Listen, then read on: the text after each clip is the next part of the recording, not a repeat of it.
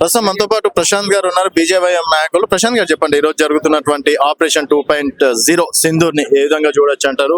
And Pakistan వాళ్ళు చేస్తున్నటువంటి ఎదురుదాడిని ఏ విధంగా?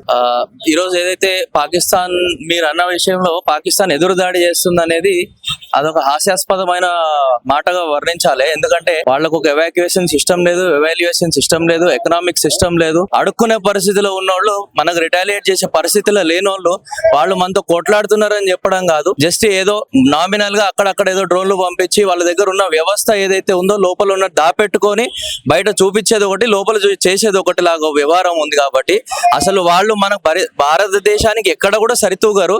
మాక్సిమం ఇక ఒకటో రెండో రోజుల్లో వాళ్ళు చేతులు ఎత్తేసి ఇంట్లో పడుకునే పరిస్థితి వస్తుంది. ఆల్రెడీ శాంతి కావాలని చెప్పేసి కొంతమంది కోరుకుంటున్నారు. మన దేశంలో ఉండి కూడా నిన్న కాశ్మీర్ మాజీ సీఎం వాళ్ళు కూడా యుద్ధం ఆపేసేయాలి, శాంతియుత చర్చలు జరపాలంటారు. శాంతియుత చర్చలు ఎవరు జరపాలంటారు? మాలాంటి సామాన్యులు ఎవరు కూడా శాంతియుత చర్చలు జరపాలంటలేరు. ఎందుకంటే 26 మంది వీళ్ళు ఎవరైతే మిలిటెంట్స్ బలి తీసుకున్నారో వాళ్ళ ఇంట్లో పోయి అడిగితే వాళ్ళు చెప్తారు శాంతియుతంగా ఉండాలా, శాంతి భవనం ప్రదర్శించాలా అనేది.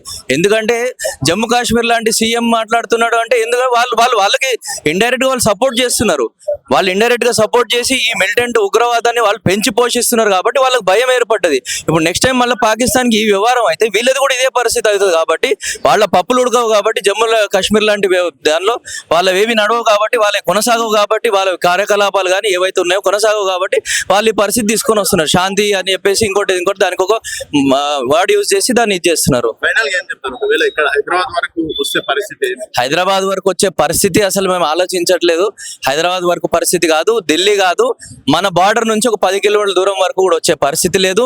వాళ్ళకి ఇప్పుడే చెప్తున్నాను, వాళ్ళకి రిటాలియేట్ చేసే పరిస్థితిలో వాళ్ళు లేరు. మనం ఒక బాంబు వేస్తే వాళ్ళు దానికి మళ్ళీ రిప్లై ఇచ్చేదానికి వాళ్ళ దగ్గర ఏమీ లేదు. తినడానికి తిండి లేనివాడు వచ్చి మా మీద బాంబు వేస్తారు అన్నది అంతా ఇది ఎట్లయితుంది? సో అట్లాంటి ప్రసక్తే లేదు. హైదరాబాద్ కాదు, టర్కీ లాంటి దేశాలు అంటే అట్లాంటి వాళ్ళకి మన ఆల్రెడీ వాళ్ళ ఎర్త్క్వేక్ వచ్చినప్పుడు, భూకంపాలు వచ్చినప్పుడు ఫస్ట్ దేశం ఏదైతే వాళ్ళకి సహాయం చేసిందో మన భారతదేశం లాంటి ప్రధాని మోదీ చొరవ తీసుకుని వాళ్ళకి సహాయం చేసిండ్రు. ఎస్, మీరు అన్నట్టుగా తిన్న కంచంలో ఉంచే వ్యక్తిత్వాలు. సో టర్కీ లాంటిది ఎంత అండి? భారతదేశం ముందు ఎకనామికల్ గా చూసుకున్నా, ఫైనాన్షియల్ గా చూసుకున్నా, ఒకవేళ మన దగ్గర ఉన్న అణు పరిస్థితుల్లో చూసుకున్నా కూడా, మన దగ్గర ఉన్న వ్యవస్థ చూసుకుంటే వాళ్ళది నథింగ్.